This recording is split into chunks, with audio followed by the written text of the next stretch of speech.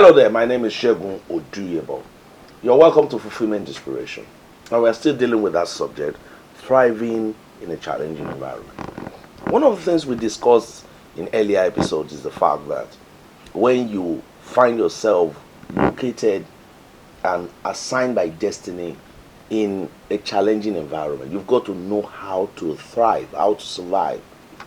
Not only survive, how to make impact, how to be relevant in such a location. And today we are going to be focusing our attention on the need for you not to compare yourself with other people. You see, sometimes when we find ourselves in a challenging environment, you find yourself in an environment that is not developed. For example, people who live in the hinterland live in a place that is not well developed.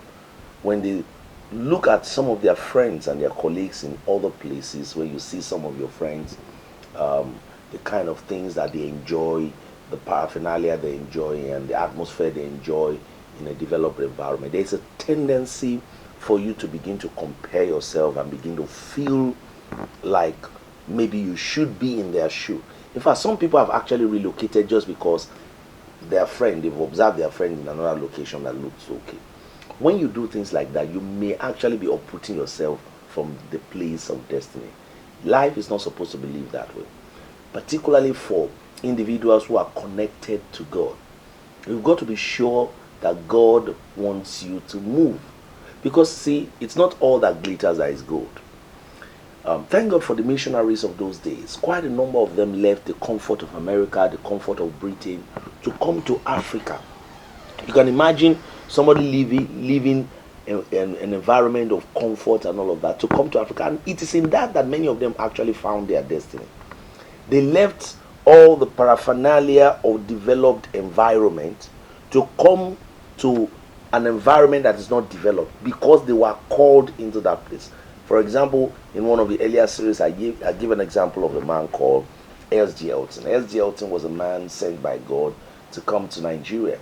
And he came to Nigeria and settled down in Nigeria during the revival of Apostle Ayo Babalola in the 30s. He came to Nigeria, even died in Nigeria, was buried in Nigeria.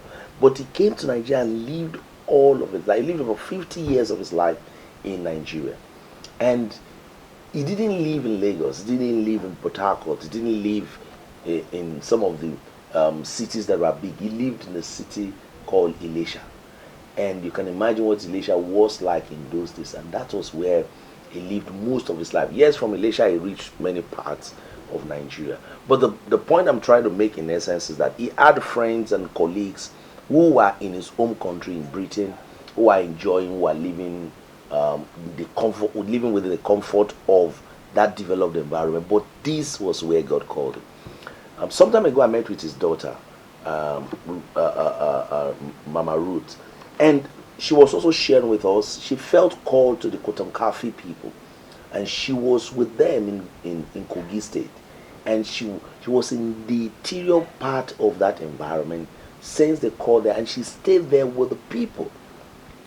The point there is that there is always a location that God has assigned each man. And if yours is such a place that is not very flamboyant, not very colorful, as it were, don't get discouraged. You don't need to compare yourself with other people. Just understand the calling of God for your life. Find out what God wants you to do in that location and give your best to it.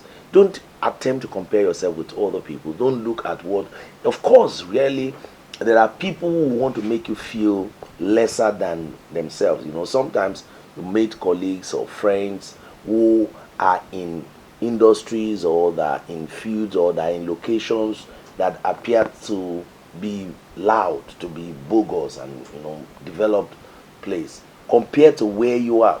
And then they seem to be enjoying certain things, and there is a temptation that they might likely act or do things or say things in such a way that will make you feel inferior. You've got to tell yourself that life is not about comparing your race with somebody else.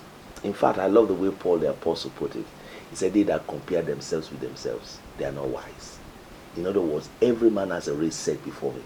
God is not going to ask you, why did you not live in a developed environment and enjoy yourself. It's simply going to ask you what is he. It's going to ask you about what he sent you to do and how you are able to fulfill it. So you've got to know that you have a calling over your life, and it's one of the things we are trying to do with this program is to help you find fulfillment with your life. There is a destiny over your life. There's something that God has designed you to do with your life, and I'm saying it is location specific. And there are people in the location that God has called you to that you will serve. You don't need to be a pastor to be called to a location. Your business might be called to a particular location. Yes, God might take you to other places, but God might ask you to start in a particular place. And wherever God has put you, the best is to enjoy all that God has put you there for. There was a time God told the children of Israel they were going to be in captivity for a long period of time. And some people came to them and began to cajole them and began to give them false prophecy that they were supposed to leave, they are going to break free and all that. And God sent Prophet Jeremiah to tell them, stay in this land. Pray for the prosperity of the place, because you'll yet have a long time to stay. In other words, as far as God was concerned, in his calendar, those people were supposed to stay in that land, in the land of captivity for a period of time. And the people who really obeyed, they prospered in the land that was supposed to be a captivity land. They built houses. They did some things that God wanted them to do. You've got to know that there are things that God wants you to do in the location that you are and stay there. But my major challenge today is that don't compare yourself with anybody. Refuse to compare yourself. Refuse to allow anybody to make you feel inferior. Of course, you shouldn't be lazy. You shouldn't give less than your best.